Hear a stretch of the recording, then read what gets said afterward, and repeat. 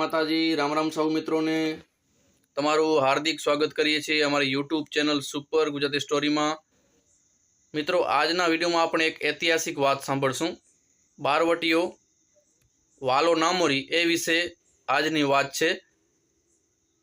ચારણ મહાત્મા પાલુ ભગત પાસેથી સાંભળીએ વાલા નામોરી વિશે આ વાત। પણ એ બંદૂકની નાળી મજબૂત જોઈએ, જેમાં ગમે તેટલો દારૂ ભરે છતાં ફાટે નહીં। અને નિશાનબાજ આશીર્વાદ મળી જાય ને તો આશીર્વાદ થી નિશાન ફેલ ન જાય, એ વાત એની પૌરુષને યાદ કરું છું। ચારણો પાસે બેસનાર વાલો નામોરી બારવટીયો એ શરૂઆતમાં એક જગ્યાએ લૂંટ કરવા ગયો હતો। ખપેડા ફાડીને અંદર ઉતર્યો। અંદર અંધારું હતું, મધરાત હતી, એટલે હાથથી જોતો હતો ક્યાં ક્યાં શું પડ્યું છે। એમાં એક બેન સૂતેલા, છાતી પર કાપડું નહોતું, અને બેનની છાતી પર એનો હાથ પડ્યો।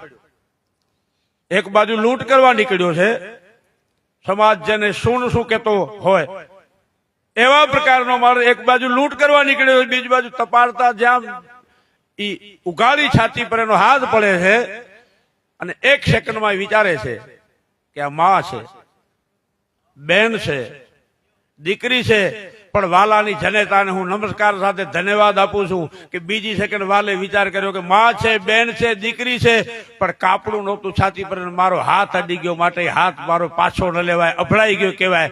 તલવાર કાઢી એટલો હાથ કાપતો ગયો, હાથ મૂકતો ગયો, પોતાનો પંજો કાપી નાખ્યો અને પાછો કૂદી ગયો। આ બાજુ ધડાકો થયો, લોહી રેડાણી, પેલા બેન ઉઠ્યા, દીવો કર્યો, જાજરમાન પંજો પડેલો છે, અને એક સેકન્ડમાં બેનને પણ વિચાર આવ્યો કે હાથ અડાડનાર ભાઈ હતો, બાપ હતો, દીકરો હતો, પણ અંતકરણમાંથી બેન બોલી કે ભાઈ તું ઠૂઠો થઈ ગયો હોઈશ, હવે તું અપંગ થઈ ગયો હોઈશ, પણ જા, મારો અંતકરણનો આશીર્વાદ છે કે તારો ઠૂઠો ચડેલો ઘા ક્યારેક ખાઈ નહીં જાય। અને ઇતિહાસ એની સાક્ષી ભરે છે કે વાલો વાળ વીધી શકતો એમ નહીં, બંદૂકની ગોળીમાં ગોળી મારી શકતો, તો નીતિ પર જો વર્તીએ। તો મિત્રો, કેવો લાગ્યો આજનો વિડીયો પસંદ આવ્યો હોય તો વિડીયોને લાઈક કરી દેજો। મળીશું એક નવી સ્ટોરી સાથે, નવી વાત સાથે। ત્યાં સુધી સૌને જય માતાજી, રામ રામ।